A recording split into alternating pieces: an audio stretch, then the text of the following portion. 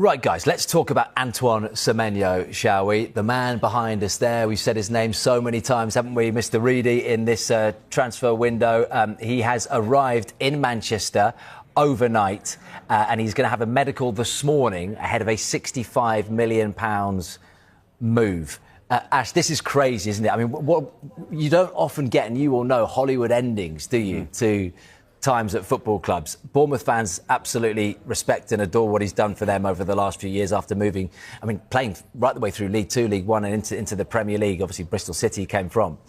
What a crazy few hours. Scores that goal, then he's on a plane to Manchester. What's he in store for today? Well, first off, you know, I'm so pleased for him. I played a year with him at Bristol City and he's a great lad, great boy, really down to earth and humble, good football player. You could see it in him then. You know, didn't know how high he'd go. I actually thought that someone would be showing more interest at the start of the season because he'd had such a good season last season. But to be fair to him, as I say, he's a good lad. He's got his head down. He's probably done even better in the first half of this season. Now, last night, unbelievable. You couldn't have wrote it any better. Something like out of a film.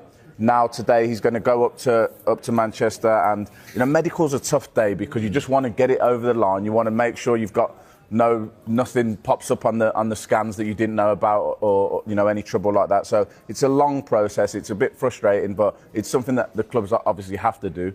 But as a player, you're just excited to get your shirt number, get in with the boys in the dressing room and get training. So he'll have a long day today, but you know, it's one that, especially after last night, he'll be looking forward to.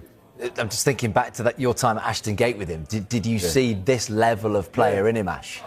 Yeah, I'll be honest, he was easily had the potential to play in the Premier League. I love the way he's took the Premier League by storm. He just gets after it every game, whoever he's playing against, the top team, the bottom team, whatever. But he had a right and left foot. I don't know if he's right or left footed. He can hit it with both. Powerful, pacey, good lad, wanted to learn. Didn't play a lot that season at Bristol City, which was surprising. But you knew there was levels to him, and he's one of the nicest boys that you could have ever met coming along the way. So I'm just so pleased for him, and you can see that when he comes across in his interviews and stuff. Yeah, and I think Bristol City are in for a bit of a payday as well, which is good for them, isn't it, in the Championship? Let's hear from Andoni Iraola there, what he's had to say about his forward and that expected departure from the Vitality to the Etihad. I'm afraid to say because I don't want to lose him, but I think it's going to be his last moments with us, yes. And how do you sum up what a servant he's been and how he's conducted himself during this period? Yes, top professional. I think we are not losing an incredible player. I think one of the best players I've ever coached is like this. Top guy, I'm sure. He will continue his development because he has been improving every single season with us. So I think he's going to continue in the next level also. OK, for more on this, we can go live to the Etihad Stadium and say good morning to Sani Rajavajula. Sani, it's taken longer than most would have thought to get this over the line. We're not quite there yet, but talk us through how you think this is going to pan out over the next few hours. Well, good morning, Will, and I'm sure you might have had a big birthday night out down south and woken up the next morning in Manchester, because that's Antoine Semenyo and what he's been through. His birthday yesterday, 26, that incredible finish for Bournemouth, and then he's got himself up to Manchester, and we believe his medical is happening right now. So that is underway. And yeah, it's for him, it's been an amazing journey to this point, and you've got to say what a fantastic way he's conducted himself with Bournemouth as well, playing up until essentially the last minute, scoring that goal, and now able to join Manchester City. It's 60 million plus another 5 million in bonuses, so 65 million overall, which goes back to his release clause, got added into his contract when he signed a new one after there was interest across the Premier League.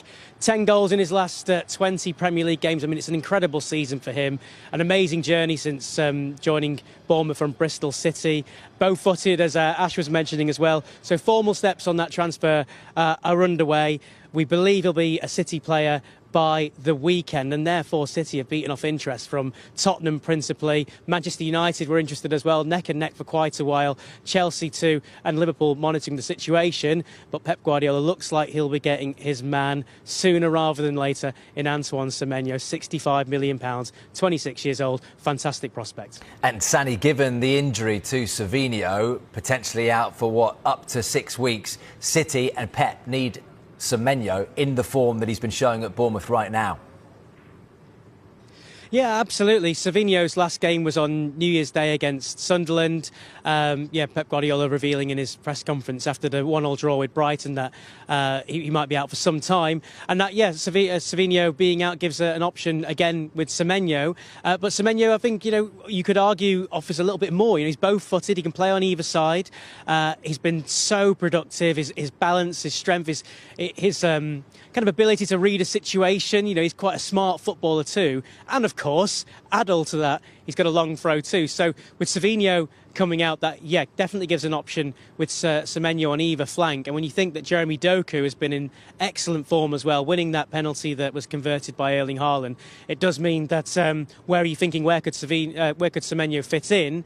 There are a couple of places where he could go. So if you're a City fan, really exciting. If you're a Bournemouth fan, it kind of circles this all off and you've left with a player that you've loved on a high at Dean Court. Everyone's gone mad there. And for Semenyo, some time on the treatment table, and he'll have to fight pretty hard to regain his place, I imagine, when Semenyo comes through the door here at Man City. Sandy, thank you very much.